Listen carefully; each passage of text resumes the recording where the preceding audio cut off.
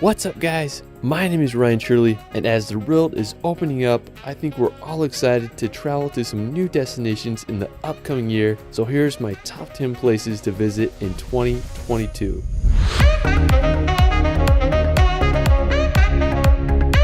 If you didn't get to travel much this last year, I hope in 2022 you can safely travel to some new destinations in our beautiful world. Let's start this video off in the country of Nepal. Now nicknamed the roof of the world, Nepal is home to 8 mountains that are over 8,000 meters high, including the world's tallest peak, Mount Everest. If you do visit Nepal, you'll probably fly into the capital city of Kathmandu. It's a bustling place surrounded by the Himalayan mountains, famous for its temples and monasteries. Now one thing I want to do someday is hike to Everest Base Camp. You can start by flying into the sketchy Lukla airport and then take about 2 weeks to make the round trip journey. Base camp is up at an elevation of 17,600 feet, so it's freaking up there. Now another magical place in Nepal is called Makula Barun National Park. Now this place is surreal. It's located in eastern Nepal and it's the world's only protected area with an elevation more than 8,000 meters. It's a place where you'll find tropical rainforest to some of the world's highest peaks. It's also home to animal species such as the snow leopard and red pandas. I mean, Nepal is such an incredible country, and I hope you all can visit. While we're still in Asia, we're going to head over to Japan. Also known as the land of the rising sun, I have to say Japan is one of the places I want to visit most this year. From the snow-covered island of Sapporo to the Japanese Alps, this island country has so much to offer. When you get to Japan, you gotta visit Tokyo. It's the largest city in the world with a population over 37 million. Now from Tokyo, you can venture about an hour and a half outside the city to visit Mount Fuji. This active volcano is the tallest peak in Japan with a height of 12,388 feet. It's a perfect cone shape and acts as a sacred symbol for the country. Now a great place to view Mount Fuji is from Lake Kawaguchi. You can get a wonderful view of the volcano from there, and it's just an overall beautiful area. Nearby is the Cherito Pagoda, which offers one of the most insane views of this sacred volcano. Now afterwards, we're going to head over to Saudi Arabia. Located in the Middle East, Saudi Arabia was a rather mysterious country until it opened its borders to tourists in 2019. The largest and capital city of Saudi Arabia is Riyadh. It's a major financial hub and full of fascinating skyscrapers. Now one of the most interesting places in Saudi is called Al Ula. It's located in the northwestern part of the country, and it's home to some fascinating rock formations and ancient tombs. The area was founded back in the 6th century and it's just full of so much history. Now one of my favorite tombs is called Qasr al-Farid, or the Lonely Castle. It was carved out of a random rock nearly 2,000 years ago, and it's believed to be unfinished, adding to its mystery. After Saudi Arabia, we're going to visit South Africa. Now I've been obsessed with Africa lately, and I think South Africa is one of the best places to visit on the continent. Now South Africa has the incredible coastline of Cape Town to areas where you can see some of Africa's wildlife. One area in particular that I find fascinating is called Drakensberg. It's the set of mountains on the South Africa-Lesotho border, and it's home to some insane scenery. One of the craziest places is Tugela Falls with a height of 3,000 feet. It's the second tallest waterfall in the world.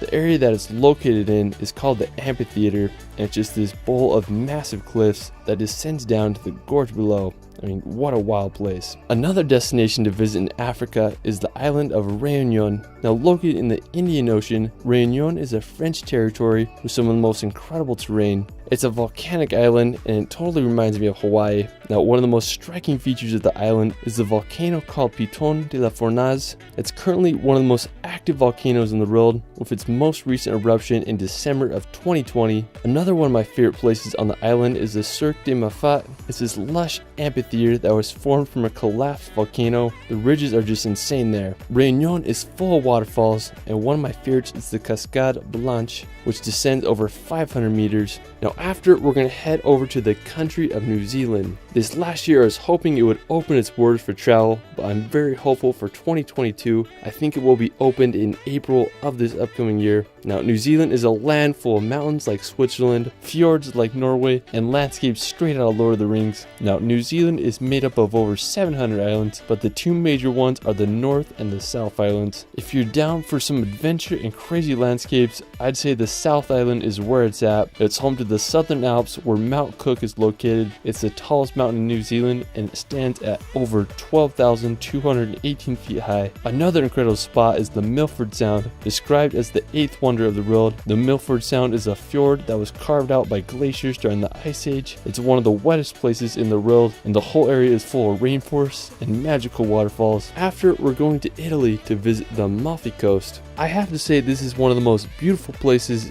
not just in Italy, but all of Europe. The Amalfi Coast is located in southern Italy, about a 3-hour drive from Rome. I was here this summer and it was a surreal experience. Now, one of the most well-known towns on the Amalfi Coast is Positano. I mean, when you see this place in real life, you won't believe it. It's hard to beat the backdrop of the mountains filled with colorful villas against the Mediterranean Sea filled with boats and yachts. If you can handle the skinny roads, I definitely recommend just driving along the whole entire coastline and seeing all the beautiful towns. One notable place on the coast is the city of Atrani. It's one of the best preserved medieval towns on the Amalfi Coast.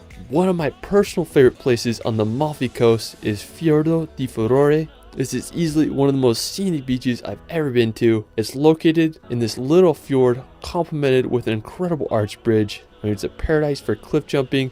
There's so many places you can jump from. The best time to visit the Amalfi Coast would be around May or early fall. You'll be able to miss the summer crowds while still enjoying the warm Mediterranean weather. While you're on the Amalfi Coast, you might as well venture off to the island of Capri. It's just a short boat ride away, and it's one of Italy's most beautiful islands. After Italy, we're going to head up to the Swiss Alps. Now, I have to say the Swiss Alps are one of my all-time favorite regions in the world. There's just something magical about the massive mountains, incredible landscapes, and history that exists there. I think Switzerland is the most well-run country, and you'll know what I mean when you visit. I mean, everything is just perfect. Now, one of my favorite places in the Swiss Alps is Zermatt. It's this enchanting village that is overlooked by the daunting Matterhorn mountain. Zermatt is just a great place to walk around and explore, and it's also ideal for so many incredible hikes. You can take up the Gornergrat Railway to get some incredible views of the Matterhorn and surrounding mountains. Now, another one of my favorite places in the Swiss Alps is Grindelwald. It's this idyllic village that is dwarfed over by the massive Mount Eiger. And when you visit the Swiss Alps, it's just hard to believe these places actually exist. After Switzerland, we're going to visit the country of Norway. Now, this is another destination I really wanted to visit in 2021,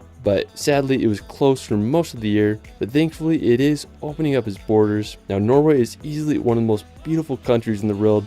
It's home to incredible fjords and jagged mountains. One of my favorite regions is northern Norway. It's home to the impressive Lofoten Islands. Even though these islands are located in the Arctic Circle, they stay relatively warm and almost feel like a tropical island with its pristine beaches and clear water. While you're there, you can play soccer on the field in Henningsvar or drive down to the fishing village of Rhine. Now, another one of my favorite places is Senja. It's located north of Lofoten, and it's home to one of the most impressive sea mountains I've ever seen. If you come in the fall after September, you might get lucky and see the Aurora Borealis. After, we're going to head over to Portugal's archipelago of the Azores. Now, located in the middle of the Atlantic, the Azores are a group of 9 islands like none other. They remind me of a hybrid of New Zealand and Hawaii with its rolling pastures and green scenery. I mean, it's basically a real-life Teletubby land. Now, the largest island on the Azores is São Miguel. One of the most stunning places on the island is the Lago das Sete Cidades.